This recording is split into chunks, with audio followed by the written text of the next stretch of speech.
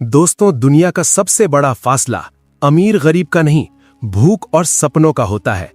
आज की कहानी एक ऐसे लड़के की है जिसके पास स्कूल का बैग नहीं, जूते नहीं, 2 वक्त की रोटी भी मुश्किल से मिलती थी। फिर भी उसने भारत के सबसे बड़े गणित प्रोफेसर को घुटने टेकने पर मजबूर कर दिया।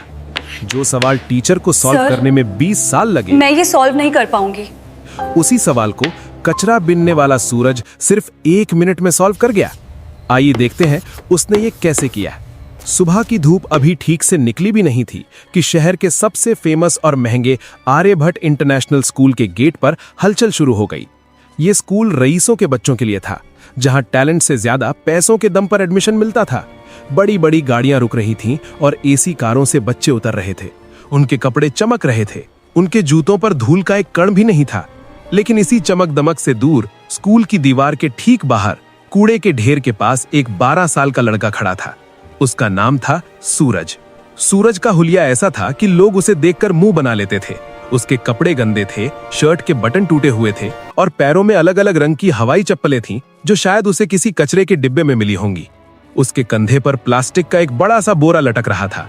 लेकिन अगर आप ध्यान से सूरज की आंखों में देखते तो वहां आपको भूख नहीं, एक अजीब सी चमक दिखाई देती।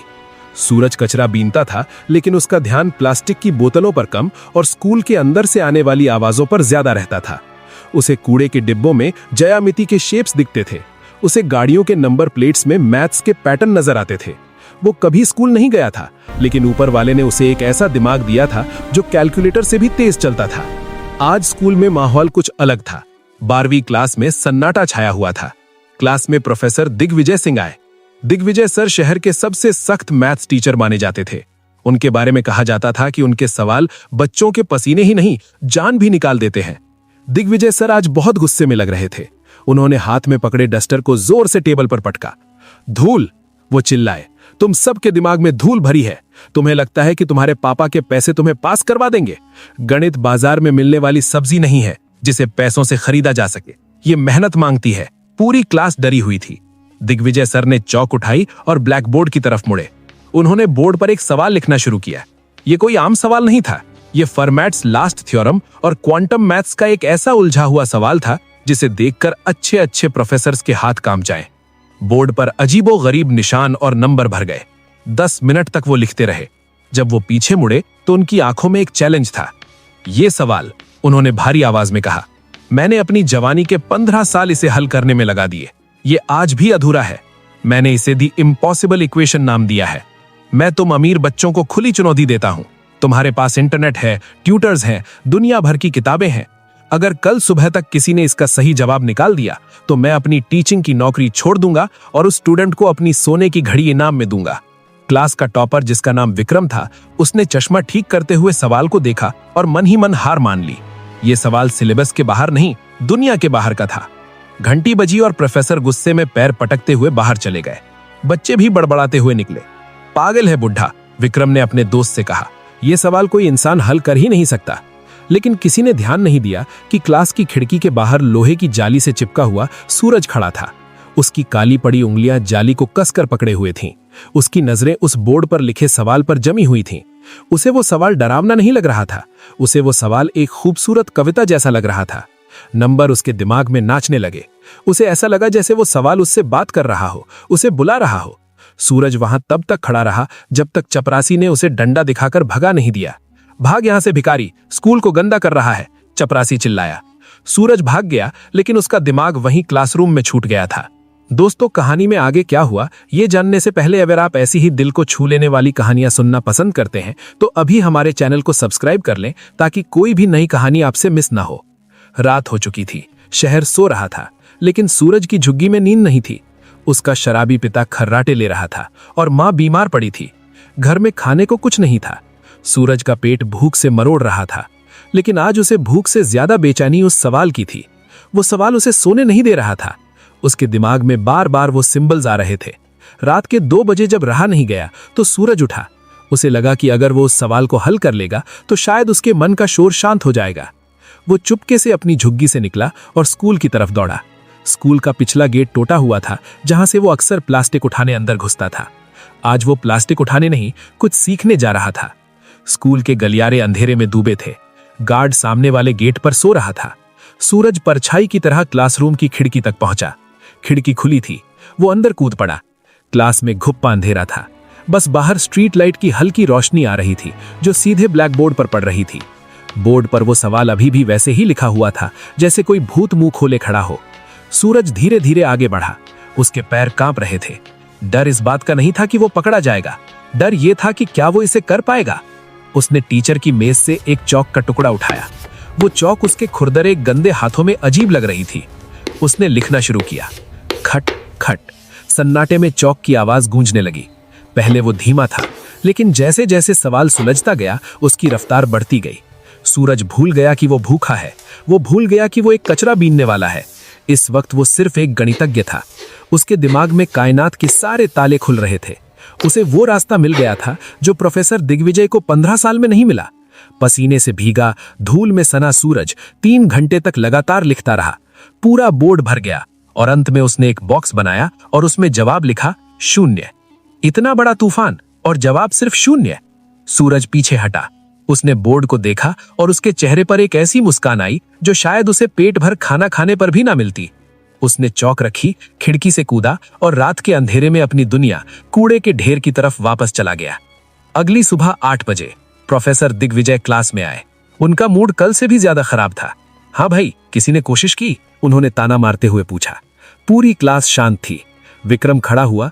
सर, हमने गूगल पर भी चेक किया, ऐसा सवाल कहीं नहीं है, ये गलत सवाल है। प्रोफेसर हंसने ही वाले थे कि उनकी नजर बोर्ड पर पड़ी। उनका हाथ कांपने लगा। वो धीरे धीरे जैसे किसी जादू के असर में हो बोर्ड की तरफ बढ़े। क्लास के बच्चे हैरान थे। सर, क्या देख रहे हैं? प्रोफेसर बोर्ड के बिल्कुल करीब गए।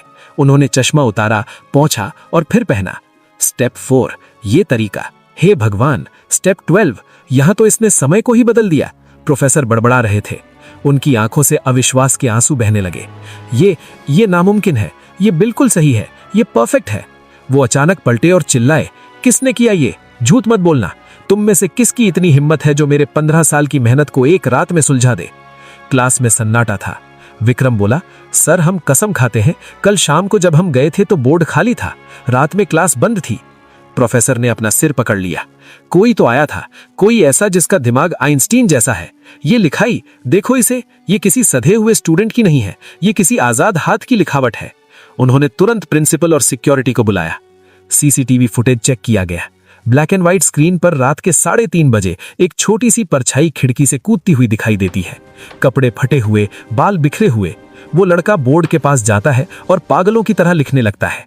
प्रिंसिपल ने फुटेज को जूम किया। अरे, ये तो वही कचरा बीनने वाला लड़का है जो कल गेट पर खड़ा था। प्रिंसिपल ने मुंह बनाते हुए कहा, गार्ड, जाओ पकड़ कर लाओ उसे, जरूर चोरी करने आया होगा और बोर्ड खराब कर दिया। रुको, प्रोफेसर दिग्विजय जोर से बोले। अगर किसी ने उसे चोर कहा तो खैर नहीं, उसने चोरी नहीं की है, उसने तो स्कूल को और मुझे एक नई दिशा दी है। उसे इज्जत से मेरे पास लाओ। थोड़ी देर बाद 2 गार्ड सूरज को पकड़कर स्टाफ रूम में ले आए।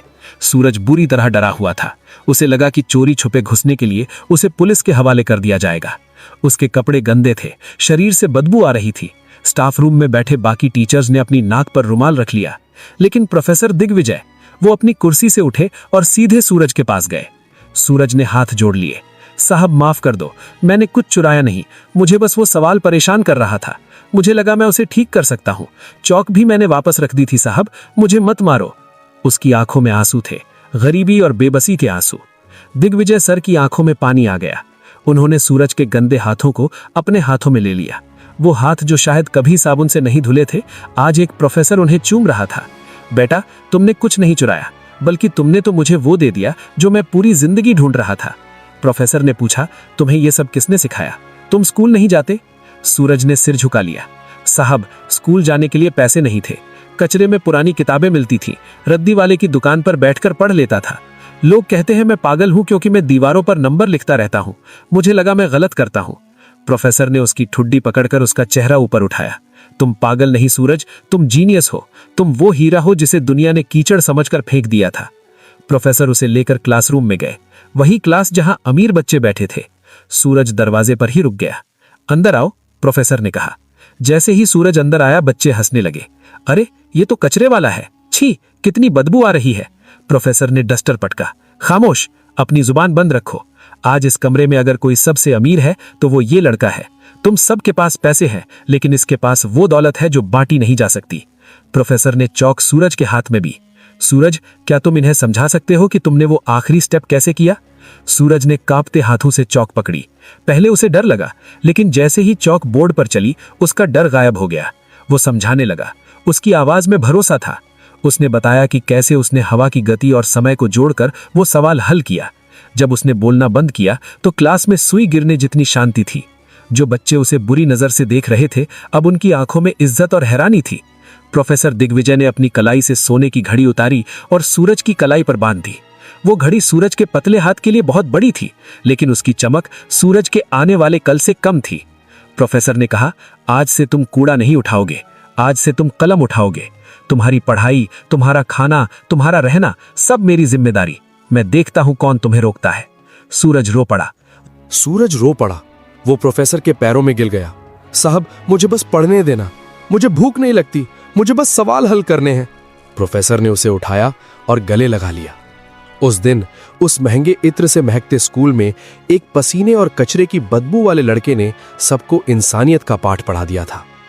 स्कूल के बाद सूरज बाहर निकला।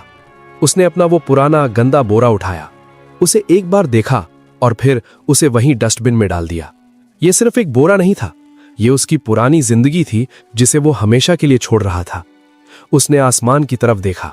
सूरज चमक रहा था, बिल्कुल उसके नाम की तरह। दोस्तों, ये कहानी हमें बताती है कि टैलेंट किसी महल का गुलाम नहीं होता, वो झोपड़ियों में भी पैदा हो सकता है। हमारे देश में न जाने कितने सूरज हैं जो रोज कूड़े के ढेर में अपना बचपन और अपना टैलेंट बर्बाद कर रहे हैं। जरूरत है तो बस एक प्रोफेसर दिग्विजय की, जो उस हीरे को पहचाने और तराशे। अगर आपके आसपास कोई ऐसा बच्चा है तो उसे बुरी नजर से मत देखिए। शायद उसकी आंखों में भी कोई सपना पल रहा हो। गरीब होना कोई पाप नहीं है, लेकिन एक टैलेंटेड बच्चे को गरीबी के कारण खो देना समाज का सबसे बड़ा पाप है। आपको ये कहानी कैसी लगी? क्या आपने भी कभी किसी ऐसे छुपे हुए टैलेंट को देखा है? कमेंट करके जरूर बताएं। और अगर इस कहानी ने आपकी आंखों में आंसू ला दिए हों तो इसे लाइक और शेयर जरूर करें। याद रखिए, असली अमीर वो नहीं जिसके पास नोट है, असली अमीर वो है जिसके पास ज्ञान है। जय हिंद।